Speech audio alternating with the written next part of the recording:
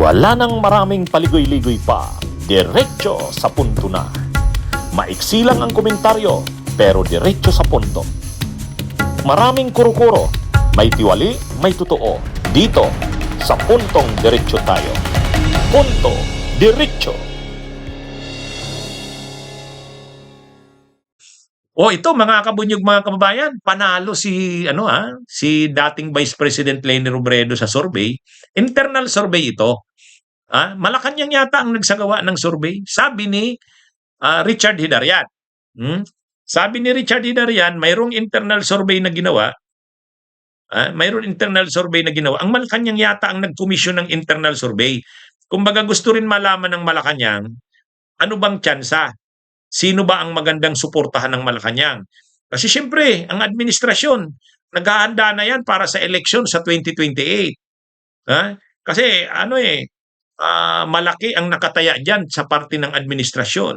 Sabi nga ni Egay Erese, pag nanalo si Sara Duterte, gagantihan niya ng Marcos, Tang Romualdez, sigurado yan. Kaya siyempre, sa parte ng administrasyon, gusto nilang makasiguro na ang mananalo sa 2028 ay kakampi nila, hindi pwedeng si Sara. Kaya nagsusurvey sila, sino ba ang malakas na pwedeng suportahan nila? Para makasigurado na yung susuportahan nila mananalo laban kay Sara. So nagpipili sila. Alam naman natin ang mga pangalan na lumilitaw. Siyempre may pangalan ni Leni Robredo, may pangalan ni Rapi Tulfo, may pangalan ni lumilitaw yung pangalan ni Junvic Rimulya, ni Vince Dizon. Yung maraming pinufloat na mga pangalan. Ngayon, yung si Risa Hontiveros, si Bam Aquino, sino? Kumbaga sa internal survey na ginawa na gustong makita sino ang malakas na posibleng tumalo kay Sara. So ang lumalabas, si Leni Robredo, ang nangunguna. Sabi dito, breaking, an internal survey shows Leni or pink candidate could beat Sara with almost 50% of votes under a new grand coalition. Kumbaga ang sinasabi ni Richard Hidarian, kung magsasanib pwersa, tinawag niyang new grand coalition, magsasanib pwersa ang administrasyon, Marcos, at saka yung pwersa ni Leni, yung Pinklawan, malakas yan. At sabi ni Richard Hidarian, posible yan makakuha dun sa survey na ginawa ng lampas sa 50%. Kaya kumbaga, totoo si Sara Anya malakas kung ang laban ay maramihan. Pero kung magsasanib pwersa ang Pinklawan at saka yung administrasyon, talo si Sara. Yan yung pinapakita dito. Internal surveyan niya yan ng Malacanang yata yan. Sino ba naman ang may kakayahang magpa-survey sa ngayon ng ganyan? Pangalawa, sino ang may interest na magpa-survey ng ganyan? Malacanang, kasi gusto ng Malacanang makasigurado ano ba ang strategy ng administrasyon? Sinong susuportahan? Si Tulfo, si Vince Dizon, si Romualdez, or mahina ang mga kandidatong ito ng administrasyon, sila Tulfo, mas malakas pa ang kandidato ng oposisyon, Leni, Bam, Risa.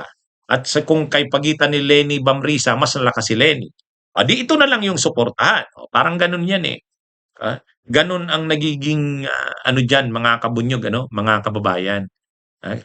Kaya ayon dito kay Professor Richard Hidarian, ang internal survey na ito nagpapakita na kung magsasanib ang administrasyon at saka yung oposisyon, yung totoong oposisyon yung Pinklawan. Kaya lang, syempre, medyo awkward talaga ito. Imaginin niyo yung makatagal na magkalaban, Aquino, Marcos, Dilawan, Pinklawan, laban sa Marcos, matagal na magkakalaban, tapos ngayon magsasanib laban kay Sara.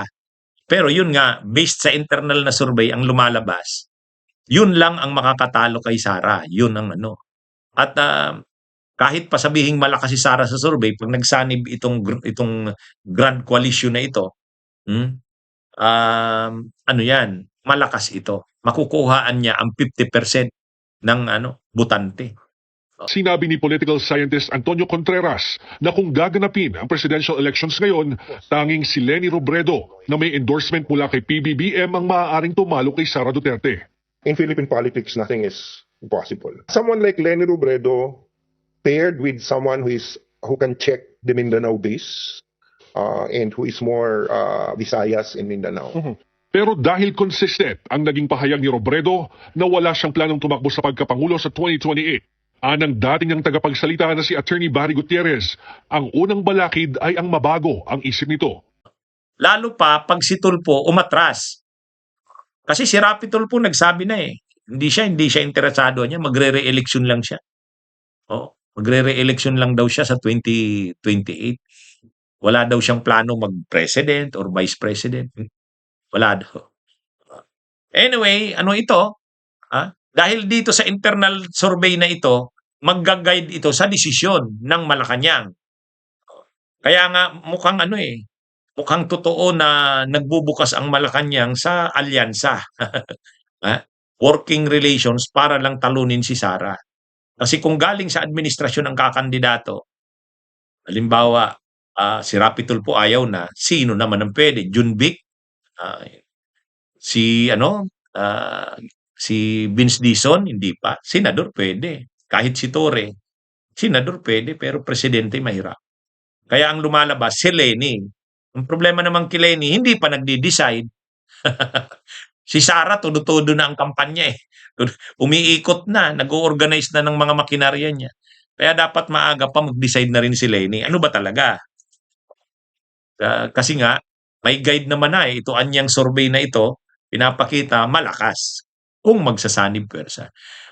Bunyog, bunyog, halikan na kasama ka. Bunyog, kapag buklod ay may pag-asa. Luzon, Visayas, Mindanao, isa ang pananaw. Sa bagong Pilipinas ang bunyog isisigaw. Bunyog, bunyog, bunyog.